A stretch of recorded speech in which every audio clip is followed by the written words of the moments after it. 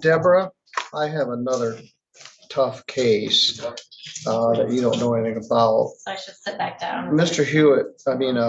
Mr. Weller's sleeping through most of this, but we're gonna wake him up here to do our hearing.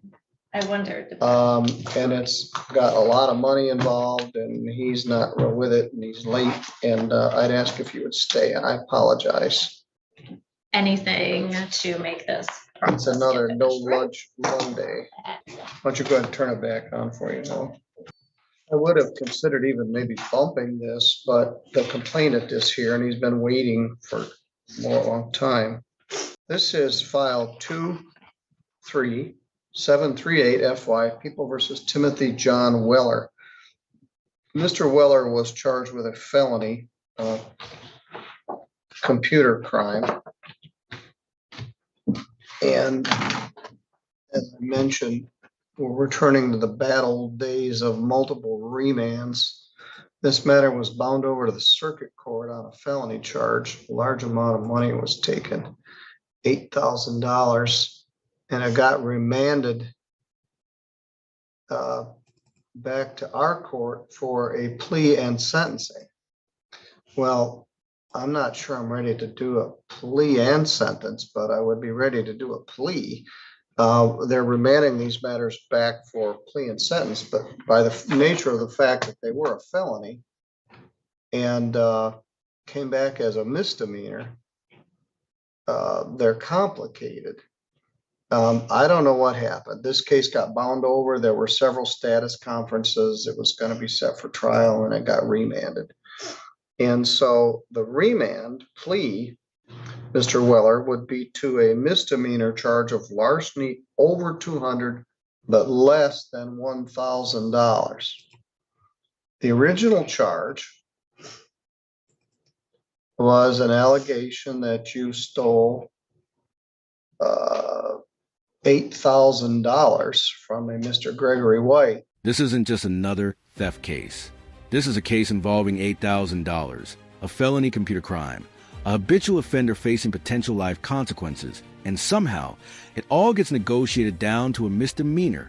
That alone should make you pause. We got Judge Middleton presiding, a judge known for being calm, calculated, but absolutely unwilling to tolerate nonsense. On the other side, a defendant who allegedly helped siphon thousands of dollars from an unsuspecting victim. And not just that, according to the record, part of that money ends up at a casino. But here's where it gets interesting. The case bounces from felony court back to district court. That larceny charge is a just plain old grand larceny, punishable by up to 5 years imprisonment and a fine of up to $10,000.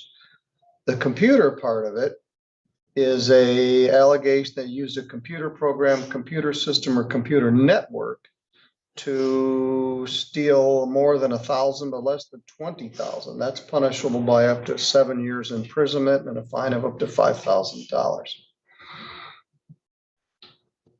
You're also charged as a habitual felon as a fourth felony offense, making this punishable by up to life in prison. So the matter got bound over to circuit court. The can got kicked down the road a little ways, and then it got remanded back here for a plea to a misdemeanor charge of larceny more than $200, but less than $1,000. Mr. Weller, that's a misdemeanor. It's punishable by up to a year in jail and a fine of up to $1,000 or 3 times the amount of the money taken. In this case, it's alleged to be $8,000. So the prosecutor, and let me confirm this, Ms. Davis, has offered to dismiss the felonies and the supplemental for a plea to larceny over $200. And I understand you inherited this, but thank you for being here. Quickly looking through the notes, it appears that yes, Prosecutor Marvin had made that offer larceny 200 to 1,000, and that the restitution was $8,000 joint and several between Weller and Sproul. Right here is where the legal complexities start stacking up. What began as a felony computer crime involving thousands of dollars was serious enough to be bound over to circuit court. That's not small claims court territory. That's prison time territory. But now it's back in district court on a reduced misdemeanor. That tells us negotiations happen behind the scenes. And when you hear that the defendant was also charged as a fourth habitual offender, that raises the stakes dramatically. Habitual enhancements can turn standard charges into life-altering sentences. So the question becomes, why the reduction? Was it evidentiary concerns? She is set for sentencing later this month with Judge Pattison. All right, Mr. Weller, the allegation is that you're going to be ordered to pay $8,000 restitution, joint and several, with Heather Sproul, one of your co-defendants here. Do you understand? Yes, sir. Could you take your hand away from me? Are you going to plead to that misdemeanor charge of larceny over 200 but less than 1,000? Yes, sir. Mr. Bush, you confirm that's the plea Yes, offer? it'll be more on an aiding and abetting factual basis, but we have previously discussed that. And this is not a spur of the moment decision today. All right. Mr. Weller, do you understand that if you do plead to that charge, you'll be giving up your right to have a trial in front of a judge or jury? Yes, sir. If you had a trial, you'd have the right to be represented by an attorney. Mr. Bush is here with you. You can also hire an attorney of your own choosing if you wished. If you had a trial, you'd have a right to have any of the witnesses for or against you subpoenaed to come to court so they could be questioned under oath. You would have the right to take the witness stand yourself and testify on your own behalf, but you don't have to because you have a right not to testify. And if you did not wish to testify, the judge or jury could not hold your silence against you. And you have the right to be presumed innocent if and until the state was able to prove your guilt beyond a reasonable doubt. Do you understand? Yes, sir.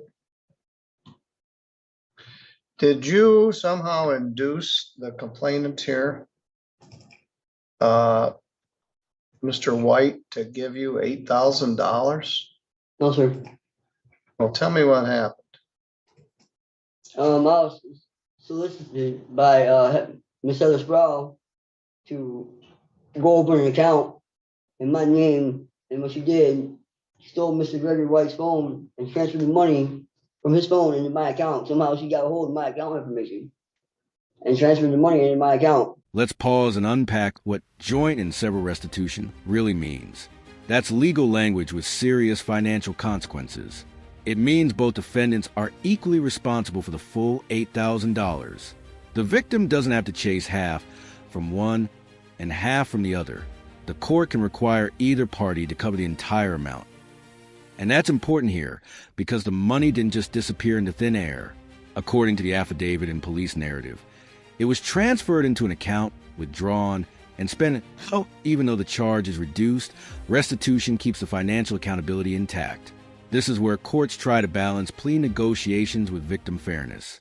All right, well, and then you took $4,000 of that dollars and blew it at the casino? No, you did not. The only thing I got out of that was like $500. Your Honor.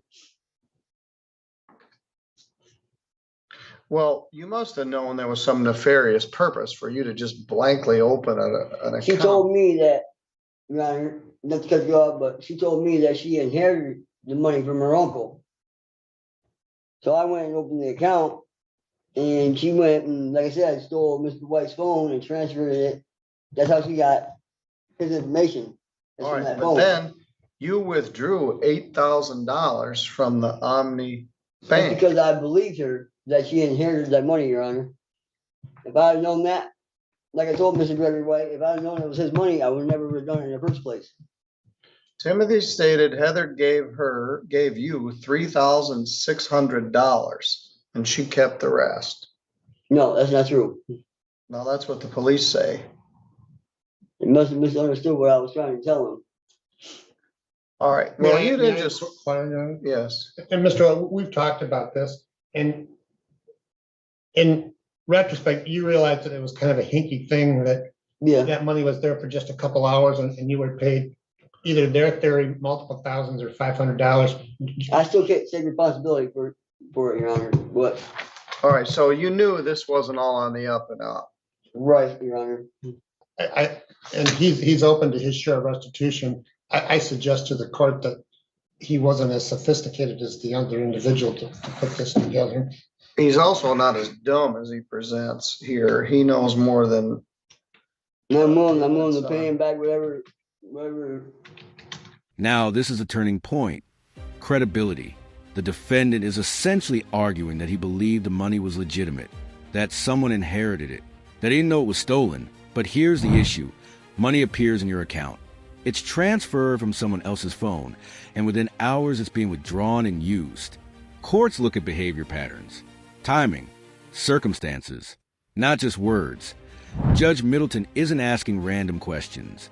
He's probing intent, because in theft-related offenses, knowledge matters. If you knowingly participate, even indirectly, you're legally responsible. Her name is Sproul. Let me see, because she's set for sentencing on a certain date. Let's see if we can line these up, save the complainant. Well, that can't be right. Set for sentencing on September 5th. So let's see how I look for September 5th at 10:30. It's next Tuesday. I can do it. All right, I'll accept your plea at 10:30. I'm not sure how we're gonna do this. Let's say it. Mr. Wilson? Yes, Your Honor, please the court, I provided transportation for Mr. White because quite frankly, he has none. And I will not be able to do so during the month of September. Well, I could, the other case is already set for September 5th. Mr. White, I can give you a bus pass to get here and back on September 5th. So I'll give you a round trip bus passes for that morning. But you're gonna need to be here for Ms. Sproul anyway. So here's 2 round trip bus passes for you to get here on September 5th. Courtesy of generous people that watch this channel. That phrase right there, whatever the court orders, is revealing, because restitution isn't supposed to be passive compliance. It's about acknowledging harm. When someone says they'll only pay what they're legally forced to pay, it doesn't project initiative. It doesn't show urgency, especially when the victim is out $8,000 and struggling to even get transportation court. Judges listen carefully to tone. Responsibility isn't just about signing a plea. It's about attitude. And at this point, you can sense the court weighing whether this defendant truly grasped the gravity of what happened or whether he's just trying to minimize consequences. What time are I'm gonna set this for 11. The other one's at 10:30. Now, you called this morning, you were out of state or you had to be somewhere. How'd you get here today? My cousin brought me all the way back. All right, how'd you get here to the courthouse? My cousin drove up here. Where's he? He took off. Yeah, I'm supposed to let him know I'm supposed to get a hold of him because he has no phone now.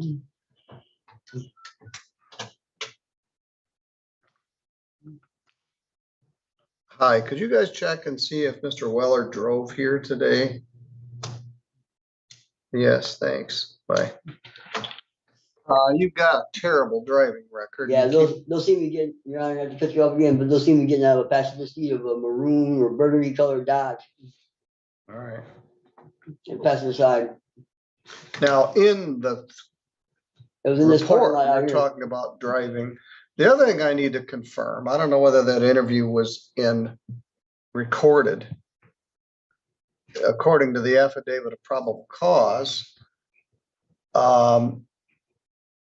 she gave you $3,600, which you took to Firekeepers and lost, except for $23. Plus, you were driving all over the place. I learned my lesson I from that, made Your a Honor. traffic stop bearing a Michigan temporary plate, made contact with Timothy Weller in the driver's seat. I don't know what I'd do to keep you from driving. So there's a dispute about how much money you took. You don't have 2 nickels to rub together. I'm not very encouraged about this man getting his $8,000 back. But you agree that the restitution will be $8,000 joint and several with Miss I'm willing, Sproul? like I said, I'm willing to make this right with him. I mean, I feel bad about it, and I'm willing to do whatever it takes. This moment is subtle but powerful. The victim, the person who allegedly lost $8,000, needs help just to get to court. And instead of brushing it off, the judge ensures transportation is covered. That's an important reminder. Courts don't just process defendants. They protect victims' access to justice. If someone can't physically get to a sentencing hearing, restitution conversations can stall. Accountability can stall. That'd be why arranging bus passes. The judge is reinforcing something fundamental. This case will move forward, and the victim's presence matters. I have not looked at this carefully, obviously. So in just going over the bank statement that I pulled up, there may be some withdrawal fees and that sort of thing. So Okay, I guess I would like to leave that restitution somewhat open. I mean, it's expected it's going to be around the $8,000, but there may be some fees. I want to get that cleared up so that the victim is made right. But I also have concerns about Mr. Weller's ability to be here himself on Tuesday. And if we have the victim coming back and the other co-defendant, I want to make sure that he is going to be here as well. So I guess I'll leave that to the court's discretion as far as that goes. I'm willing to come back. all right, yes, your bond's canceled, and we'll deal with it. That's next Tuesday, which is 8 days. Stealing $8,000 from this guy certainly develops at least 8 days. Plus, you keep driving a damn car. No, I think he's been in jail for upwards of 45 days in this case. Yeah, he bonded out. I'm not sure how. And I set the bond at the amount that was stolen. I think it got reduced when it was remanded. And I don't like these remands, and there's not much I can do about it, but they come in, they're always difficult to deal with. Yes, your bond's canceled. You're no longer presumed to be not guilty. I will see you next Tuesday at 11 o'clock. Thank you, Your Honor. What am I going to deal for? Your bond's canceled. Why is my bond being canceled? Once the plea is entered, the presumption of innocence shifts. The defendant has admitted involvement. At that point, the court's priority becomes ensuring appearance at sentencing and protecting the integrity of the process. Adding concerns about driving despite a record, inconsistencies about the money, and uncertain about reliability. And you can see why the judge doesn't want to take chances. When bond's revoked after a plea, it's not about punishment in that moment. It's about control of the process. The court is making sure that next Tuesday isn't optional. Because you just pled guilty to helping somebody steal $8,000 from this man. Yeah. Plus you showed up late and slept through most of the earlier proceedings. I'm not sure what's going on with you, but I hope you're in a better state of mind when I see you next Tuesday morning. All right, you're free to go. Thank you, Your Honor. Why am I being arrested for? I don't understand. I almost got my pleas in. Oh, it's too late for that. We can Man, discuss why am I that being next arrested time. for, man? I ain't doing anything wrong, You're not man. arrested. You pled guilty to stealing $8,000 No, I with, pled guilty. and then canceled your bond. Man, it's crazy, man. Yes, I think so. Okay. One of us is. Why am All I right, being I'll see you arrested next for, man? Tuesday. An $8,000 theft allegation, a felony computer crime, reduced to a misdemeanor, a defendant claiming partial ignorance, a victim trying to recover financially while navigating transportation challenges, and a judge carefully balancing negotiated agreements with accountability. What stands out here isn't just the plea. It's the court's insistence on restitution and procedural integrity. Even with reduced charges, the expectation is clear. Victims deserve to be made whole. Whether the full $8,000 will actually be recovered remains the big question.